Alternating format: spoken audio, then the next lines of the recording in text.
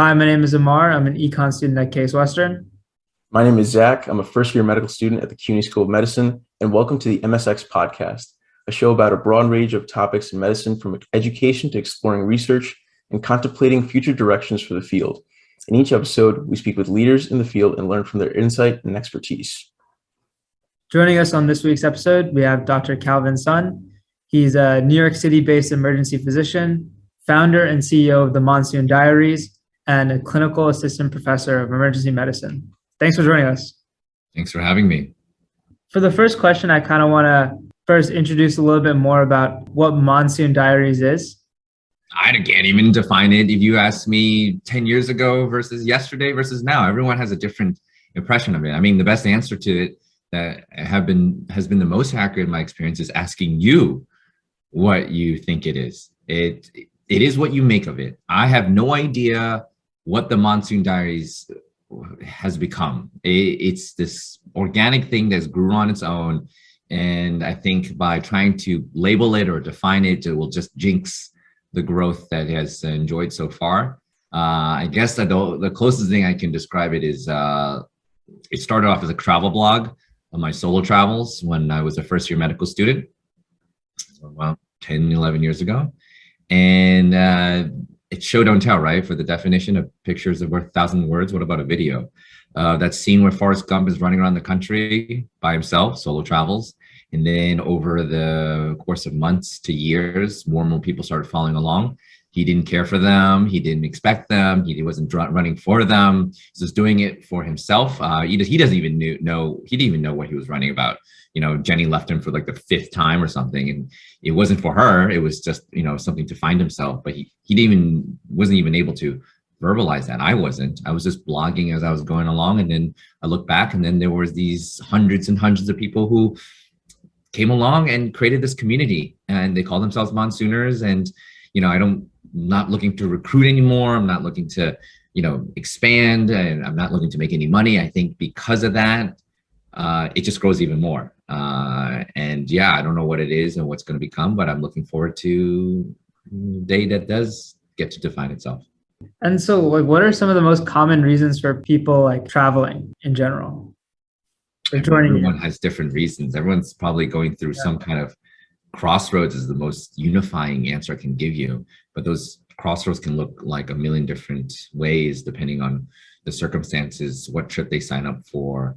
I think the trip that I choose to go on, I picked the trip because I want to go personally, and I don't care if no one shows up or 500 people show up. I do it for myself, and I've stuck to that. Just like anyone, like you would post, I'm going to Spain this winter break. I'm excited. That's what I did, and that's what I've been continuing to do. I want to go here for my winter break, or for this vacation, or this weekend. And then people just show up. People ask, can I join along? Who am I to say no? So I said yes, and then they show up. And then my first time meeting these strangers are usually, at the airport or at the lodging that I choose, at the destination, at the country that we've never been to before. And for that, it requires some kind of, motivation to get to that point, to travel with a complete stranger you only read about online, or a friend through a friend of a friend, or you heard about what he's doing. You want to see if he's a real deal, or whatever the reason may be. So the reasons may be varied and mixed, but I think it's all because it self-selects for a certain personality type, usually going through something, a circumstantial event or crossroads in life that they want to better understand, and they use travel as the medium in which to explore those crossroads. And it could be simple as I want to take a winter break, but I don't do those kind of trips where you just go into a resort and relax. I do these trips because I want to backpack and explore a place alone, and people come along for that adventure to join someone that has never been to a place before, for that authentic experience, because I've never been there. I don't know what to expect, and people want to be a part of that, rather than a comfortable trip where you follow an expert that knows the area really well, and there's no really surprises or serendipity, and that's a different kind of trip. So I guess with the Monsoon Diaries, it selects for someone that is going through something, or the trip self-selects a certain type of person going through something, and that's where the community builds, because similar people will do similar things, and I guess different trips will attract a similar group of people that become friends for life. So you talked about like actually going in and experiencing these different cultures, right? So it's not just like going to a resort. So my next question is like kind of on the uniqueness of humans. In sociology, there's this like thing called anthropological universals or like human universals, I think. I think that's like anything that exists in common between every human culture. So it's like clothing, dance, jokes, language. And I know there's like not many of them. What are some universals that you've witnessed by visiting all these cultures? And what has that kind of taught you about culture in general? That everyone is wrong about everything, and there's no right and wrong. Has that paradox for you? That humanity is a paradox. There's no such thing as right and wrong, and everyone's wrong about everything. That is what is unifying. There's not one way of doing things. You can't really generalize humanity. And it's very hard to come up with an answer that says one common unifying thing, other than the fact that the only unifying thing is there's nothing unifying. And at the same time, that is unifying, that we come together because there are just so many differences. I mean, we all have to eat and sleep. We all look for joy in different ways. And there's a common language we can, approach different cultures without me having to learn language, just kindness, respect. But respect and kindness can also look in many different ways depending on the culture. A thumbs up may be great in one culture and be an insult in another culture. So that's why you can't really unify one thing that can be prepackaged in a nice Hallmark card. It's really the fact that you have to go in with no expectations, an open mind, and be open to even the idea that you could be completely wrong and this could be the most unique culture that you've ever experienced, because you also are the unique vessel in which you're coming to that place. So it'd be unique to your perspective, but maybe the person you're traveling with right next to you may see it as a completely familiar culture because they come from different backgrounds and they might speak a different language, not literally, but figuratively when they interact with that very same experience that you're interacting. And that's okay, because you're sharing a space where we're realizing that there really is no expectations when you travel like this. And based off what you were just saying, just how different everyone really is around the world. So what are some of the different ways people have sought healing that you've noticed? The fact that people want to go on this journey when it comes to trauma. People, generally, cultures don't want a quick fix in terms of a larger approach to trauma and healing. Healing is a process. It's not something that is abandoned and go. I mean, the only thing that is an exception is that many of those same cultures respond to that by looking for a quick fix. So it's the idea is like the thing that you want and need is not necessarily the things you actually do. And a good example is here, we love medicine to just fix things. People come in for all these symptoms that usually can be taken care of or a disease that can be taken care of by supportive care, and yet people come in for that one drug or that magic pill that they can swallow so they can make it go away. But then when you really ask them, those very same people that ask for that wonder drug, for that quick fix, will be like, no, let my body fight it out on its own, or like it's a process, or like I do all these wellness and self-care to prevent this from happening, which is a journey in order to rectify it. So that's what I find that's also unifying and different from everyone, that this is a paradox. Humanity is a paradox. We're all emotional creatures. We're not creatures based out of logic. We're not Vulcans. We do things that are actually opposite of what our intentional goal is. I mean, we judge others by their behaviors, only ourselves by our intentions. So that goes with beyond just medicine and just politics and human behavior. People have the best of intentions, but end up with the worst kind of behavior for those good intentions.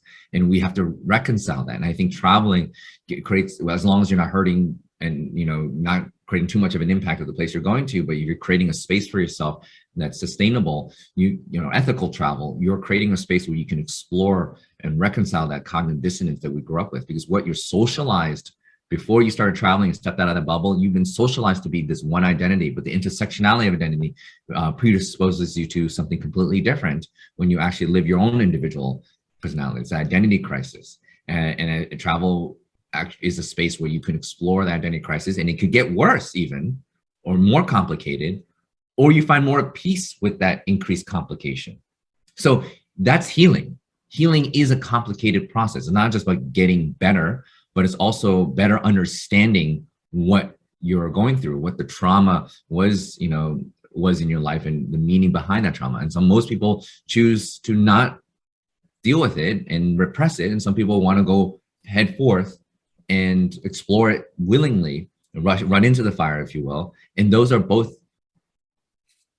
not valid, but both approaches to trauma that we see in every single culture and person.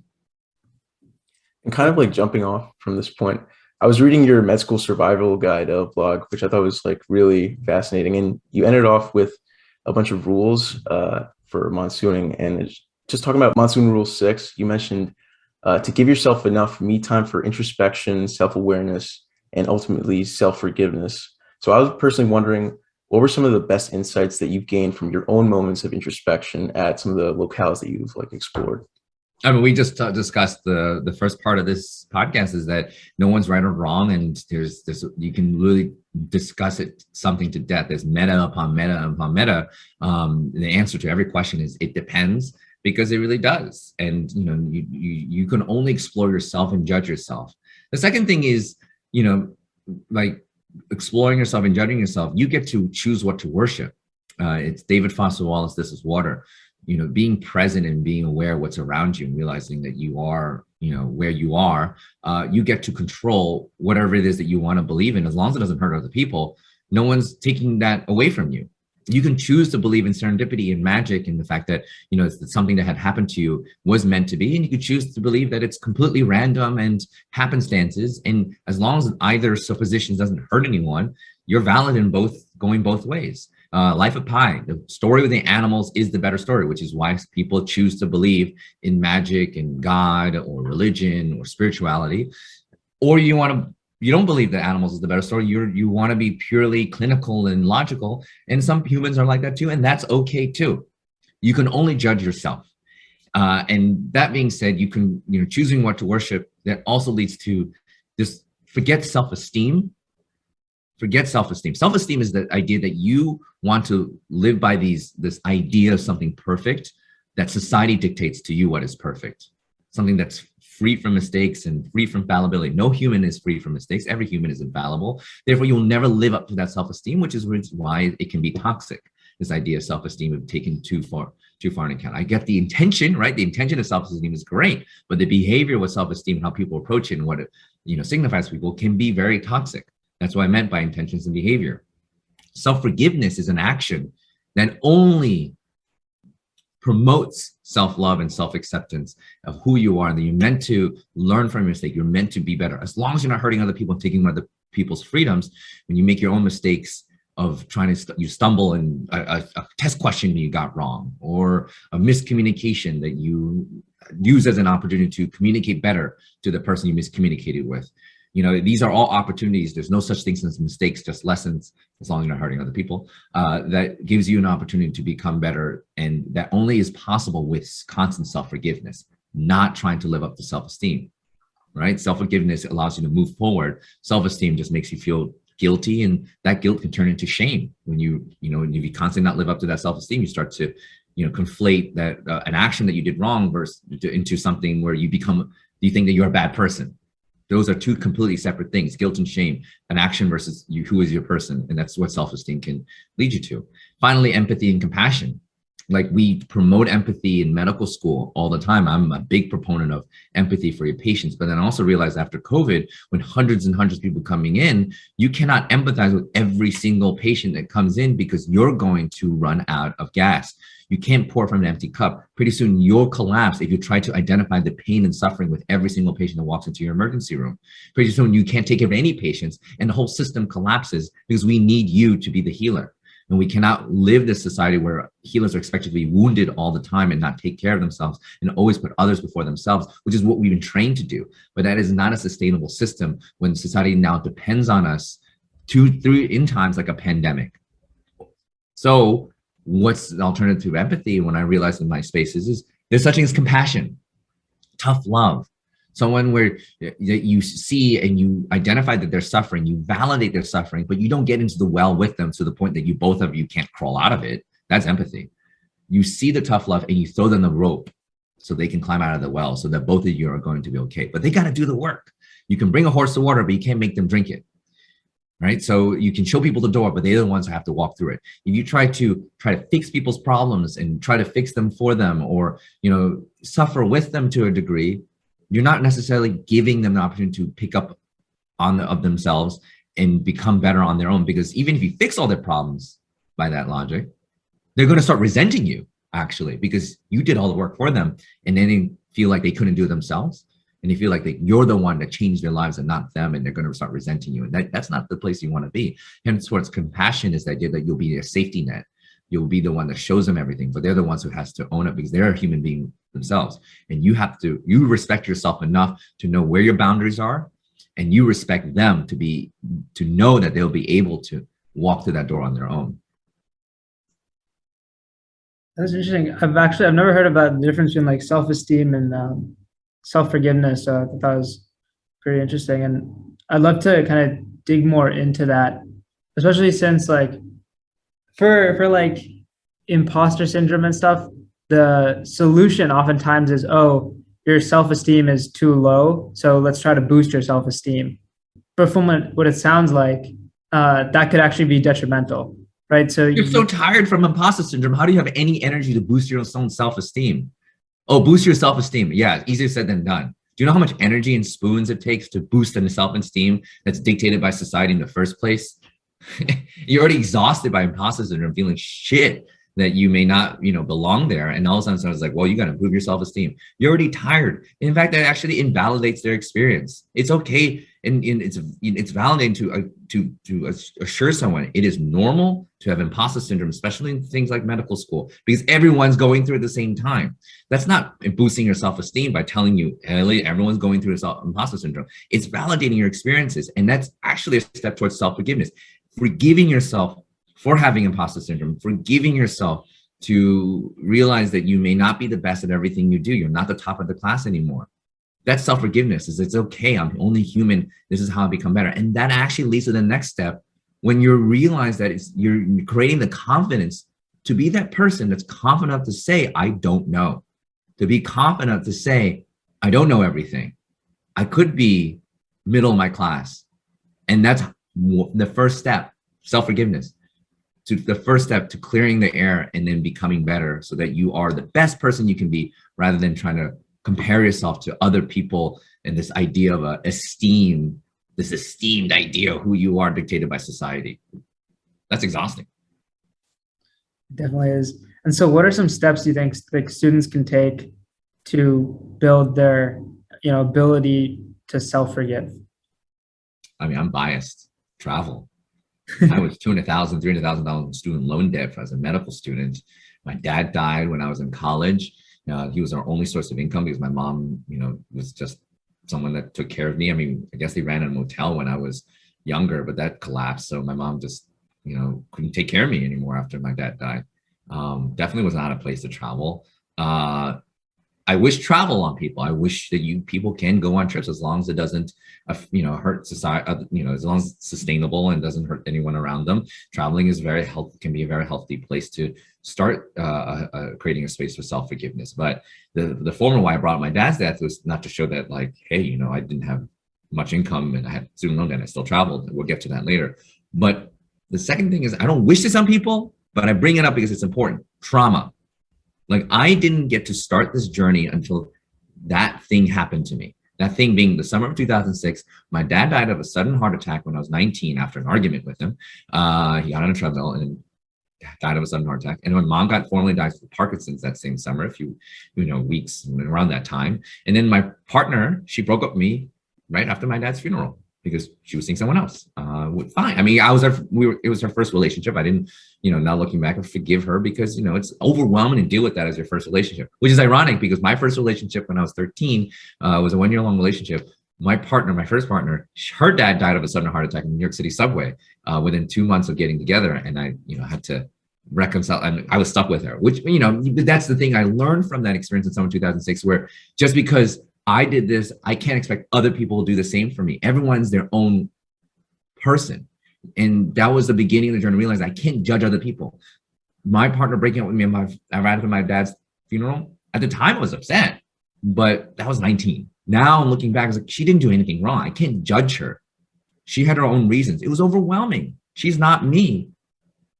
And that's okay. She wanted to have the best summer ever between her freshman and sophomore year. And I was holding her back. And I truly loved her enough to support her in whatever she wanted to do. And it may not be the best for me, but who am I to hold her back and resent me and, the circumstances? It wasn't a right fit. And that's when I realized, oh my God, I'm actually creating my own happiness. My happiness is not dependent on someone else, someone like her. It was our first relationship. My entire happiness and well-being is going to be dependent on someone's first time being in a relationship in college. We were 19, she was 18. Just because I do something doesn't mean I expect other people to do the same thing. Only I can judge myself whether I want to be in something like that. And I chose to realize that, okay, many years after the fact, that we weren't meant to be and we weren't a good fit. And it was good, but it was a great fit when it was happening before the breakup for those 6 months.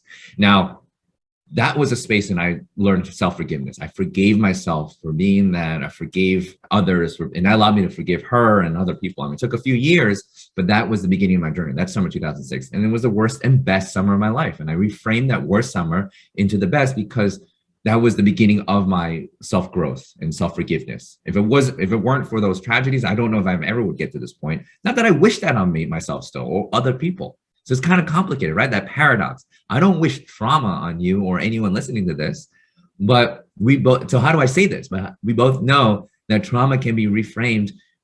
I'm not wishing that, but can be reframed as an opportunity for that self-forgiveness.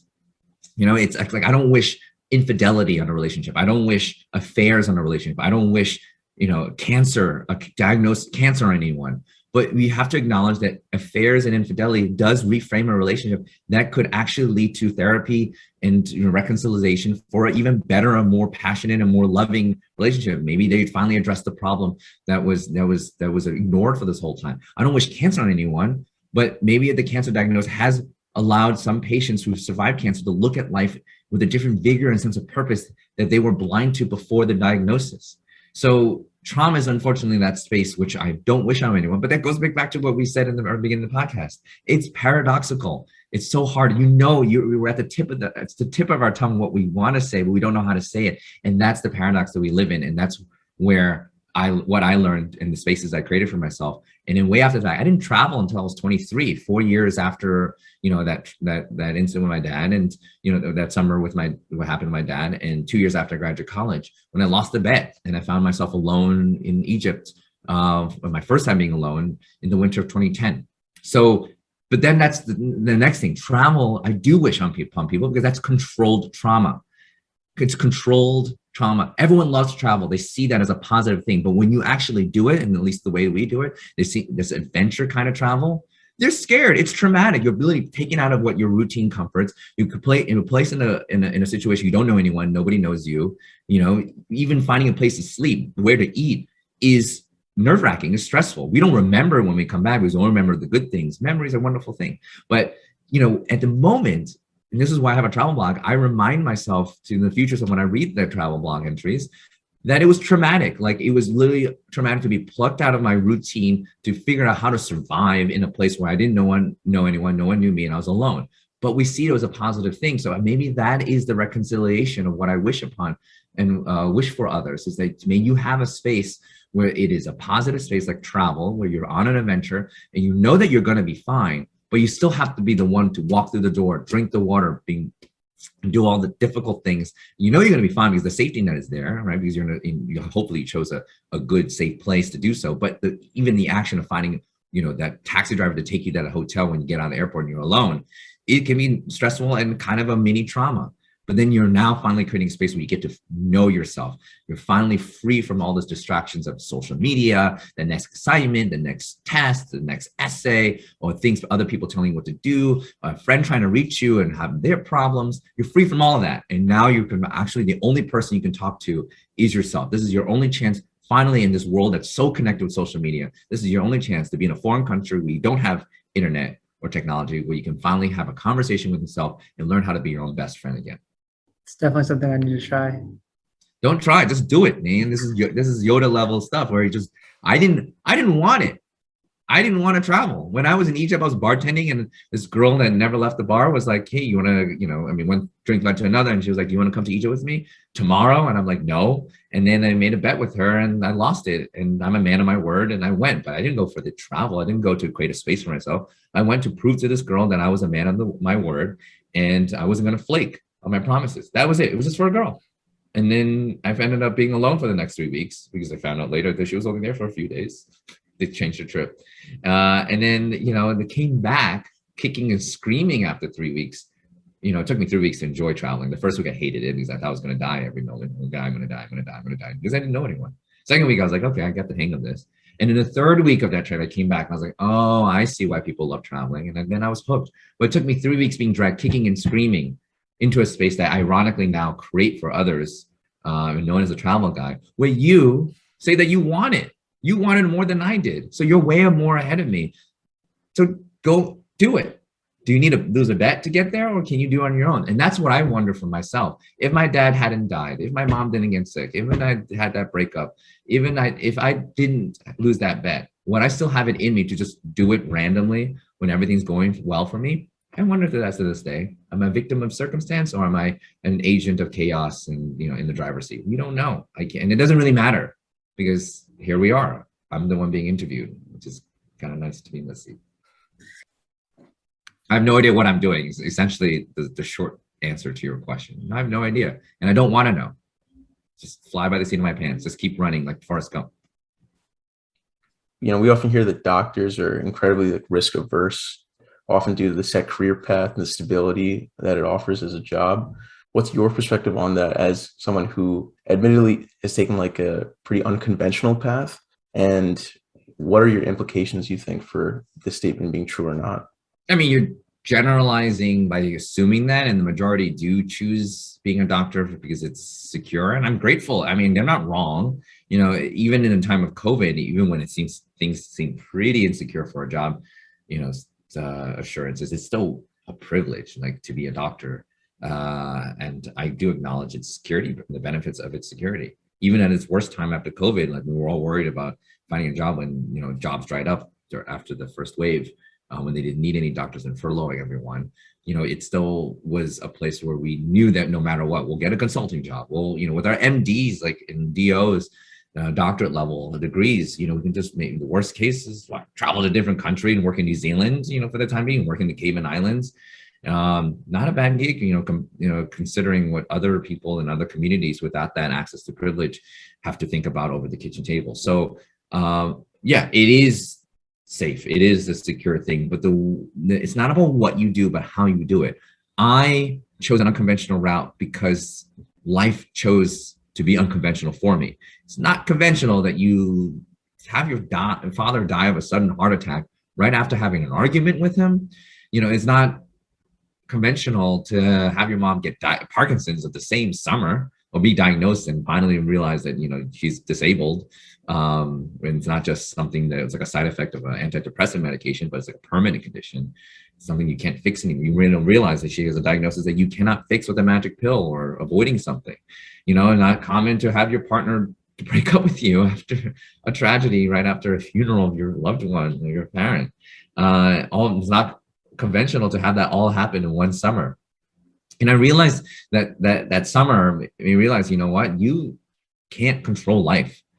Sometimes these things happen, and it's not about what happens, but what you make of it. It's the meaning what meaning you choose to see behind those tragedies. And they could be totally random, and you're the victim of happenstance, or you can choose to say, I could still be the victim of happenstance, but I get to choose what to worship. So screw it.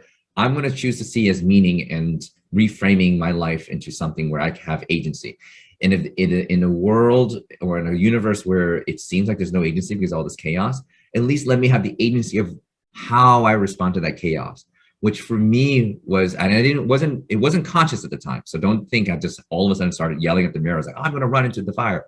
That didn't happen. It was more like I created small little habits of like, this feels good. This feels good. Where, instead of letting things happen to me, I subconsciously just felt like it was just better to just run towards the next thing rather than waiting for it to happen to me. Because that summer was things happening to me. After that summer, I was like, well, I didn't like that feeling. that happened this summer. So let me try something different. And, the subconscious that starts to run towards, controversy or trauma or confrontations. When someone had an issue, I immediately addressed it, tried to see how that felt much better than having the person confront me. So I stuck to that. And it became like Pavlovian, where like subconsciously I thought made that to a habit where, I wanted to be comfortable with being uncomfortable. I wanted to at least have the agency. If trauma is going to happen, let me be in the driver's seat and run towards the fire. So at least I'm in control. So if life kicks you in the ass, I'm going to turn around and kick it in the ass before it kicks my ass next time. So that's, it's going to inevitably happen. So why not choose how it happens the best to your ability? I mean, don't get me wrong, I can't control everything, but at least I'm in that habit or that space of having created a habit. When it does happen, I'm comfortable because I made it a habit to always be comfortable with it up until that point. And that's been explained for COVID. When that happened, it was still a very scary time. The first wave, we knew nothing about it. It was our first pandemic in our lives, especially so early in my medical career. But because I had lived in a lifetime and just being comfortable with the uncomfortable, then when it happened, I was still uncomfortable, but I was comfortable with it. And here we are. So that is a long answer to your question. Are we risk averse? Doesn't sound like it when I tell you my answer. I'm pretty risky taking kind of person, especially when as a doctor who chooses emergency medicine as a specialty, we throw ourselves into every patient's worst day of their lives.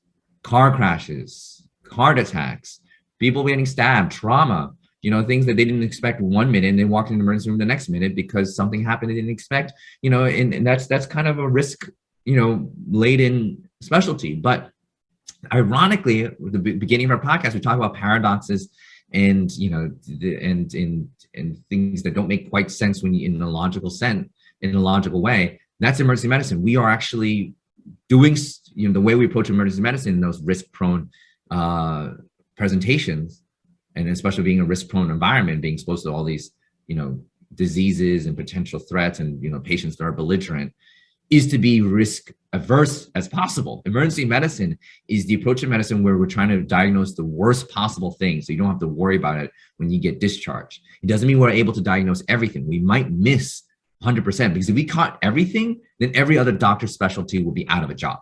We're here to only diagnose, and our specialty lies in diagnosing the worst possible thing, even though it may not be the most likely. So if you come with chest pain as a 30-year-old, we still have to think about a heart attack.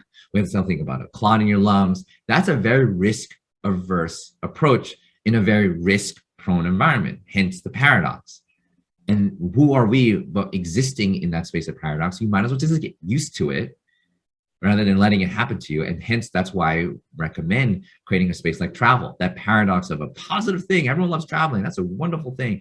But in the moment, it has a lot of negative, can be a lot of scary, negative, if you will, negative feelings associated with it. But is that negative really a negative, or is it actually a positive? And that's the paradox.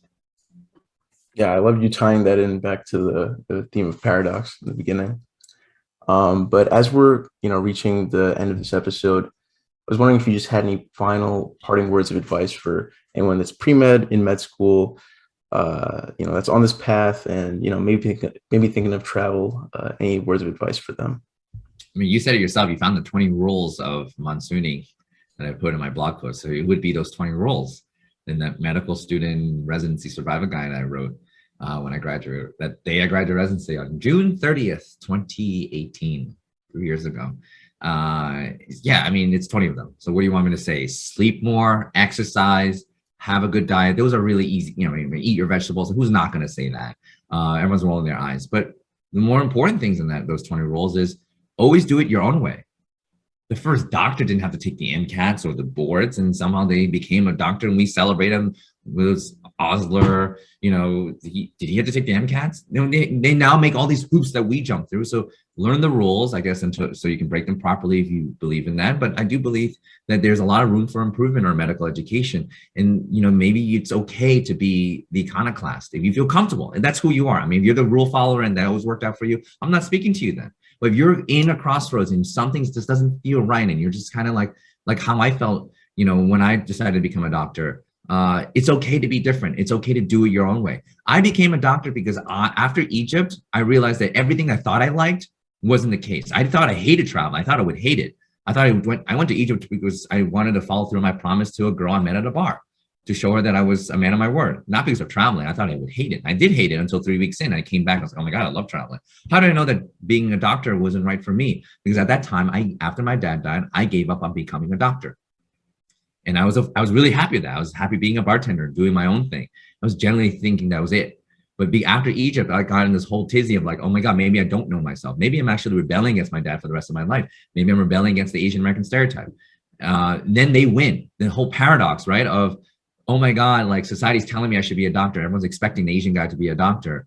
So that me not being a doctor is rebelling against them. But if I acted like that, then my entire life would be then defined by that society stereotype, by my father, and they will still win in the end if I live my life like that. How do I know that's really coming from me? Did I want it, or did I want the want? I didn't know. It was like the poison cup scene from Princess Bride, where both of them seem poisonous, so I might as well just do it. And that's unfortunately the sometimes the deck of cards in your life. It's, one way or the other. We don't know, so just take one of them rather than just live in stasis. So I took that bet like I did with Egypt, where I applied to every single medical school with a 3.0 GPA or whatever. Yeah, I like a B minus, C plus in my own biochemistry, a 31 MCAT score with, average. But like even my advisor was just like, you're not going to make it. And because I was so honest in my intentions and so genuine, I ended up getting in. And I was like, holy fuck, like I got to do this now. And because so many people kill for that opportunity to become a doctor, I'm not going to squander this. But I wasn't sure at the time. And because I wasn't sure, I was open to anything, open to not becoming a doctor, open to doing consulting, opening to not, applying to residency. And then when I had an advisor in med school saying that you were bottom half of the class, you almost failed out 2-3 times, you're not getting to residency, I was like, sure, I was open to that. And then when I applied to residency, I told them that the reason why I want to be an ER doctor was because it was the closest thing to bartending you could think of. But other than that, I don't know what other motivation.